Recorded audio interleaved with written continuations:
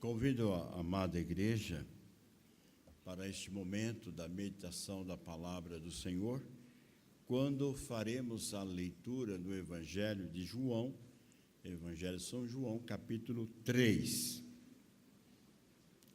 Convido os irmãos para que acompanhem a leitura que eu farei nesses 15 versículos da palavra do Senhor. No Evangelho de João, capítulo 3, verso 1 a 15. Assim diz a palavra do Senhor. Havia entre os fariseus um homem chamado Nicodemos, um dos principais dos judeus. Este de noite foi ter com Jesus e lhe disse: Rabi, sabemos que é mestre vindo da parte de Deus, porque ninguém pode fazer esses sinais que tu fazes se Deus não estiver com ele. A isto respondeu Jesus: em verdade te digo que, se alguém não nascer de novo, não pode ver o reino de Deus. Perguntou-lhe Nicodemos: como pode um homem nascer sendo velho? Pode, porventura, voltar ao ventre materno e nascer segunda vez? Respondeu Jesus: em verdade te digo, quem não nascer da água e do Espírito não pode entrar no reino de Deus. O que é nascido da carne é carne, e o que é nascido do Espírito é Espírito. Não te admires de eu te dizer: importa-vos nascer de novo? O vento sopra onde quer, ouves a sua voz, mas não sabes de onde vem e nem para onde vai. Assim é todo o que é nascido do Espírito. Então lhe perguntou Nicodemos: como pode suceder isto? Acudiu Jesus: tu és mestre em Israel e não compreendes estas coisas? Em verdade te digo que nós dizemos o que sabemos e testificamos o que temos visto. Contudo, não aceitais o nosso testemunho? Se tratando de coisas terrenas, não me credes. Como crereis se vos falar das celestiais? Ora, ninguém subiu ao céu, senão aquele que de lá desceu, a saber, o Filho do homem que está no céu. E de modo por que Moisés levantou a serpente no deserto, assim importa que o Filho do homem seja levantado, para que todo que nele crer tenha a vida eterna.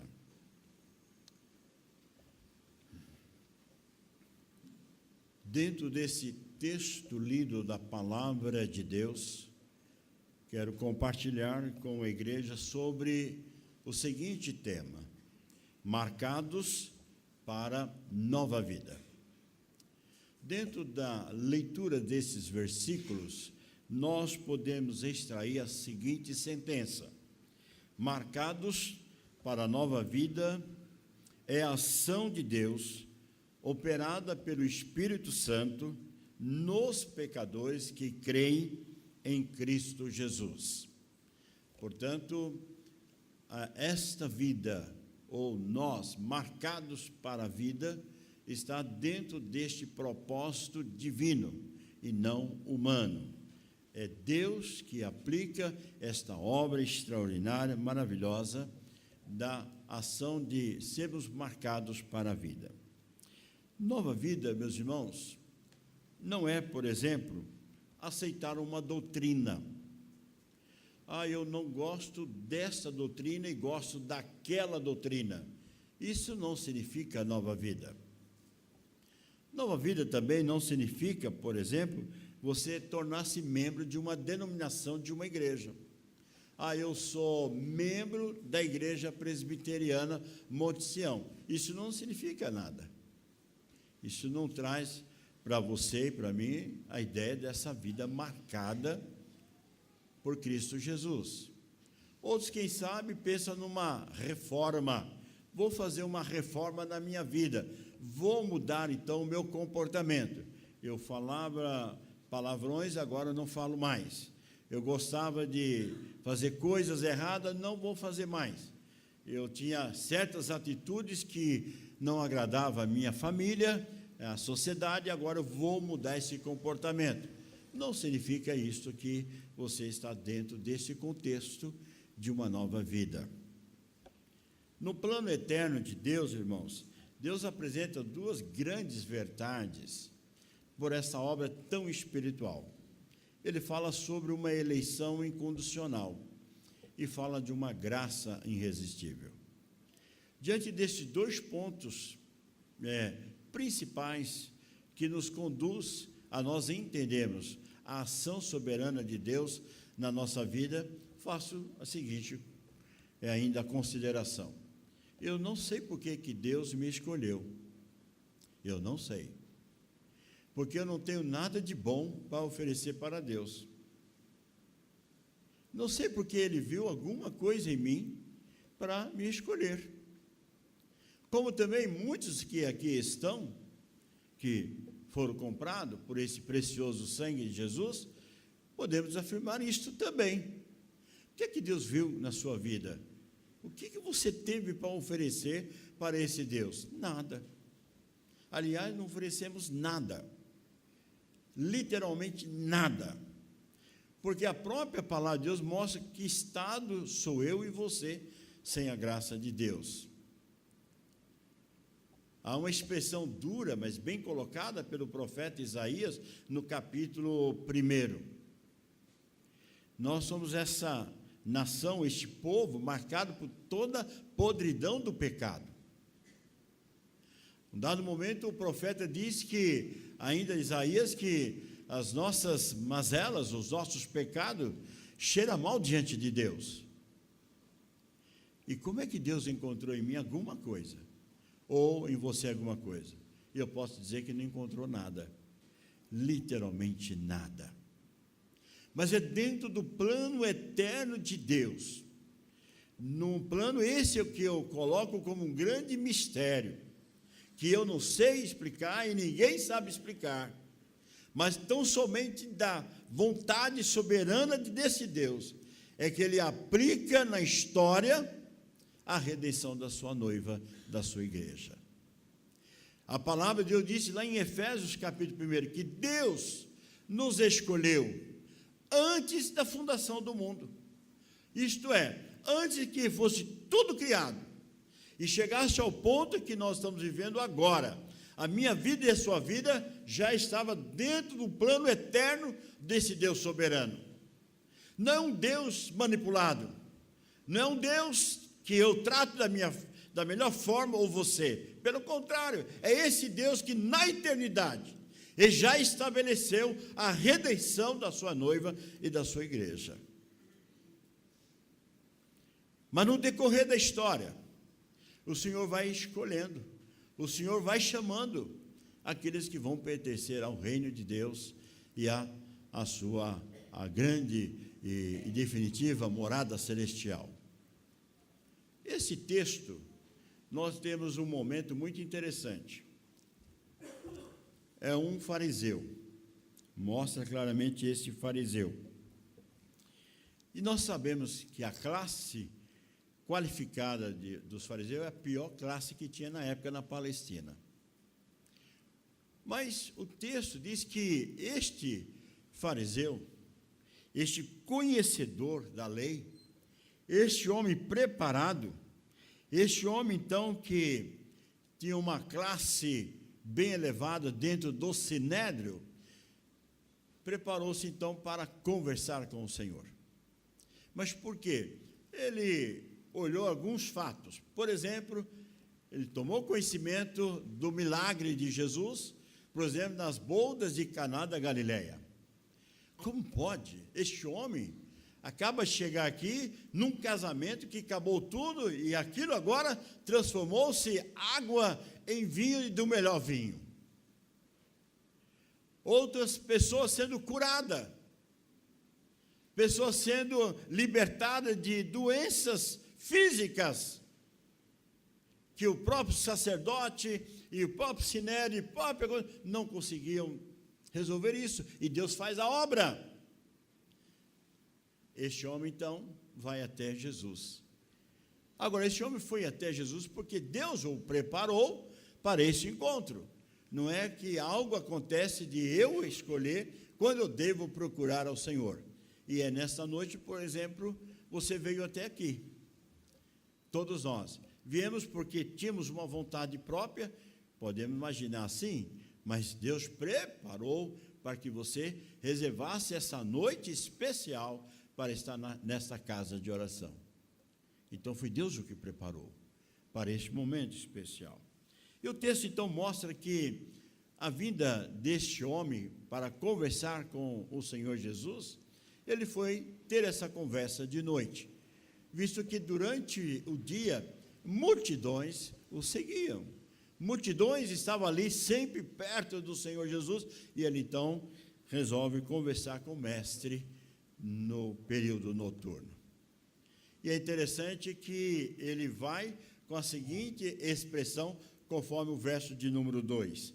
Diz assim: Rabi, sabemos que é mestre vindo da parte de Deus, porque ninguém pode fazer esses sinais que tu fazes se Deus não estiver com ele. Fico pensando se esta expressão, de uma forma diferente, fosse aplicada, por exemplo, nos nossos dias, chamando o pregador, chamando o palestrante, chamando alguém e diz assim: olha, você foi extraordinário, você foi maravilhoso. Deve aumentar o ego deste pregador, deste palestrante. O Senhor Jesus não entrou nesse contexto, não foi na conversa desta palavra colocada de forma muito clara e muito verdade deste rabino. Foi logo direto numa pergunta necessária que ele devia compreender na sua vida. E diz o verso 3 em diante, e Jesus diz assim: em verdade te digo que se alguém não nascer de novo, não pode ver o reino de Deus. Irmãos, essa é a questão hoje dos nossos dias. É a questão dessa nova vida com Cristo, dessa experiência que nós encontramos no dia a dia, em que a sociedade, ela está em busca de algo passageiro, terreno, e não em busca da sua eternidade. Diante disso, o texto revela que este homem foi para um grande diálogo, e nesse diálogo, então, agora nasce essa palavra do Senhor, não só para a vida de Nicodemos, para a vida de cada um de nós. O que ele chama a atenção para nós nessa noite, o que aplicou na vida deste homem, que é uma realidade para todo aquele que quer ser marcado para a vida eterna. Eu quero dizer que dentro desta eleição de Deus, nós falamos sobre também um ato da graça irresistível de Deus, desta vocação eficaz, nessa ação da eficácia desta graça em operar no coração do homem, da mulher, no coração do ser humano, esta mudança. E só é possível pelo poder de Deus. Homem algum, ser humano algum pode fazer, a não ser o poder de Deus. E como isso pode acontecer, então, na vida deste que deseja ser marcado ou marcados para uma nova vida? Assim como foi na vida de Nicodemos. A primeira coisa, nós podemos chamar a atenção para isto, que o aspecto nos mostra que há uma necessidade absoluta da vida nova. Ou seja, o verso 3, enfatizado pelo Senhor Jesus, ele diz: em verdade vos digo, se alguém não nascer de novo, não pode entrar no reino de Deus. Irmãos, por que o Senhor está dizendo isso? A sua própria palavra, a palavra do Senhor, afirma esta verdade, quando ele diz o seguinte: porque o coração procede maus desígnios, homicídio, adultério, prostituição, furtos, falsos testemunhos, blasfêmias, são estas coisas que contaminam o homem. o que o Senhor está dizendo é exatamente isso na vida de um ser humano que ainda não foi alcançado por esta graça salvadora, por esta transformação dada pelo poder de Deus. É cabível você encontrar isso dentro da sociedade, dentro da humanidade, o que mais nós presenciamos nos dias de hoje. Essa decadência da moral, a corrupção e tantas outras coisas que você presencia, marcado por um coração que ainda não foi transformado.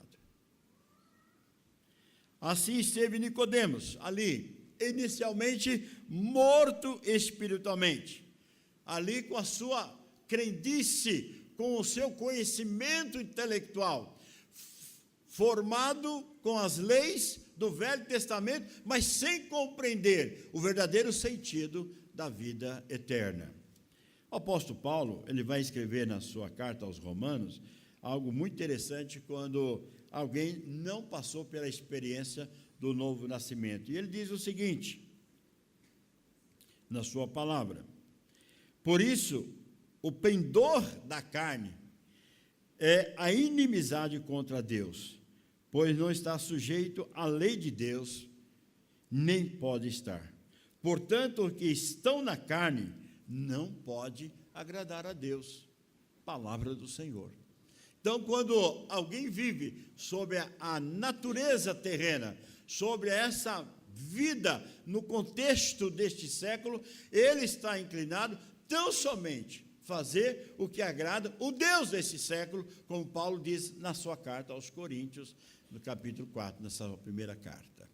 Então, há uma necessidade absoluta da nova vida.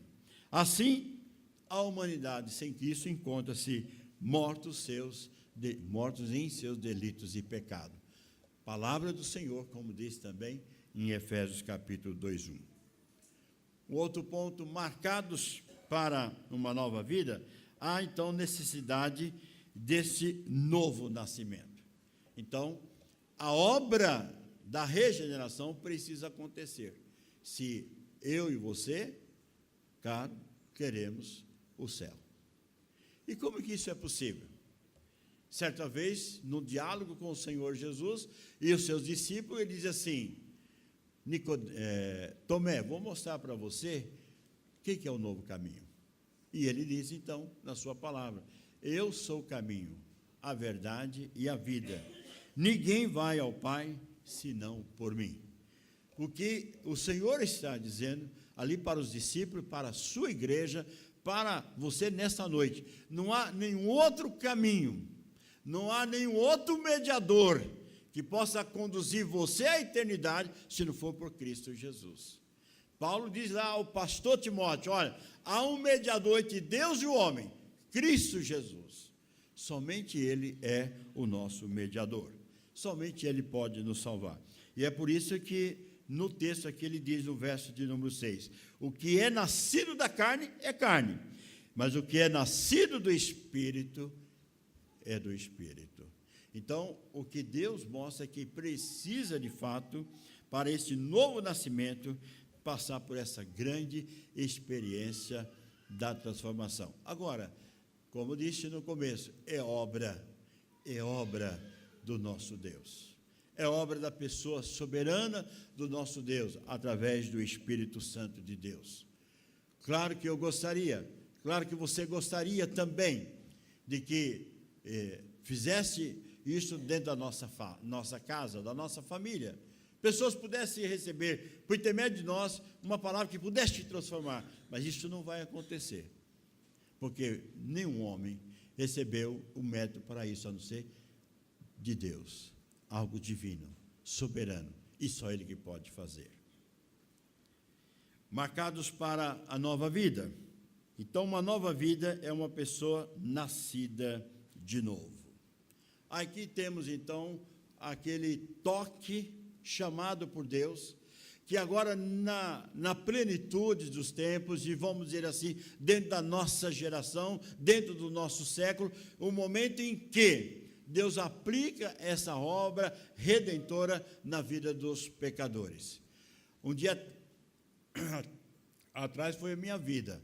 Alguns foram algum tempo também atrás. Agora nós chamamos a igreja para esse grande desafio, porque assim Deus continua ainda chamando pecadores ao arrependimento. Quando iniciou o sermão do Pentecoste, nós encontramos ali Pedro pregando e falando com toda ousadia, com toda a intrepidez, dizendo assim: vós judeus mataste o Senhor, mas pelo plano eterno de Deus, para cumprir a obra redentora, ele precisava passar por este caminho, o caminho da crucificação, o caminho da morte, mas ele venceu a morte. E todo aquele que crê nele também vence a morte, porque é da morte para a vida, diz o próprio Deus. No sermão, então, Pedro termina de pregar e diz uma multidão: que faremos nós? Diante de tanta esta palavra, aí nós vemos a obra da graça irresistível de Deus, chamando essas pessoas para um compromisso sério com Deus. Diz o texto que milhares de pessoas receberam a Cristo Jesus como Senhor e Salvador. Há um versículo, irmãos, que muitas vezes ele ficou como um refrão na nossa vida. E esquecemos de olhar por essa grande profundidade desse texto.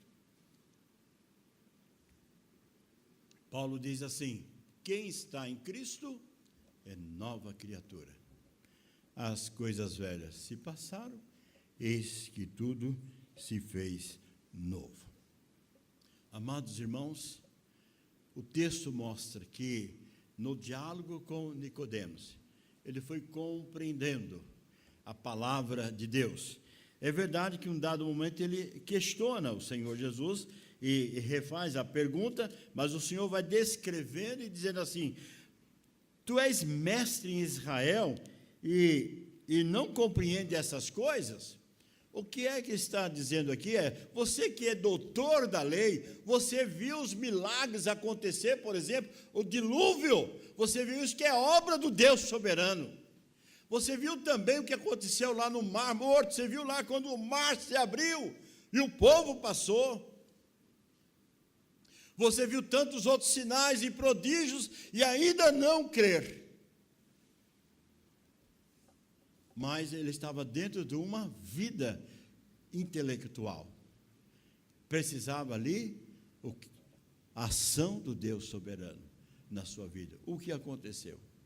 E o qual ele volta, depois daquele diálogo, depois daquela conversa, depois de compreender os sinais, os prodígios, e agora a palavra do próprio Senhor, dizendo do que ele é capaz de fazer, e assim o fez, com certeza ele voltou alegre. Meus irmãos, há dois momentos muito interessantes na vida de Nicodemos. Um episódio em que os doutores da lei quiseram prender o Senhor Jesus sem fazer um julgamento devido. Nicodemos se interpela e diz: não é assim que procede a lei judaica. E os fariseus, os doutores com ele: você é um deles? Você também está de acordo com esse Galileu aí? Está lá em João 7, 50 a 52, quando ele interpela dizendo, em defesa, vamos dizer assim, que não podia fazer um julgamento injusto sem passar por aquele que a lei judaica se expressa. Mas uma outra coisa interessante, marcada, meus irmãos, que foi exatamente depois da morte do Senhor Jesus. Nicodemos foi transformado pelo poder de Deus, uma nova vida. Outros também foram alcançados pelo evangelho da graça de Deus, os discípulos também. Só que na hora do sepultamento não estava ninguém ali, a não ser dois homens, que também experimentaram a experiência do novo nascimento: José da Arimateia e Nicodemos, que então tome posse do corpo do Senhor e o prepara para levar ao sepultamento. Fariseu, a quem o Senhor recusou, repeliu, mas o Senhor transforma o coração de um fariseu, de um coração mais duro que possa acontecer na face da terra, num coração de pedra, num coração de carne. Irmãos, para mostrar essa mudança, essa transformação na vida que aconteceu de Nicodemos, nós temos por excelência um outro fariseu, a quem que se converteu, a quem que se transformou num servo de Deus. E ele mesmo diz esse testemunho, dizendo as seguintes palavras: bem sei que podia confiar na carne. Se qualquer outro pensa que pode confiar na carne, eu ainda mais. Circuncidado ao 8º dia, da linhagem de Israel, da tribo de Benjamim, hebreu dos hebreus, e quanto à lei, sou fariseu. Ele dizia, eu era fariseu.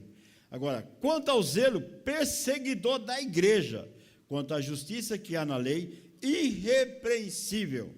Mas o que para mim era lucro, isso eu considerei perda por causa de Cristo. Sim, deveras, considero tudo como perda, por causa da sublimidade do conhecimento de Jesus, meu Senhor, por amor do qual perdi todas as coisas e a considero como refúgio para conseguir a Cristo.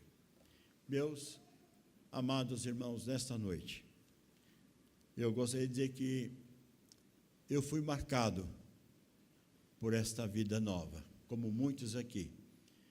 É possível que você esteja marcado também por essa nova vida. Mas você pode estar ainda relutando para isto. Não que você é mais poderoso que a graça irresistível de Deus. Não. É que Deus permite, com o passar do tempo, que você possa ainda ouvir uma, duas ou mais vezes a palavra de Deus. Mas aqueles que foram marcados para a vida eterna, eles serão chamados no devido tempo e farão parte dessa noiva de Cristo, como assim foi na vida de Nicodemos, na vida de Saulo, como na vida de muitos irmãos aqui. Que Deus assim nos abençoe. Amém.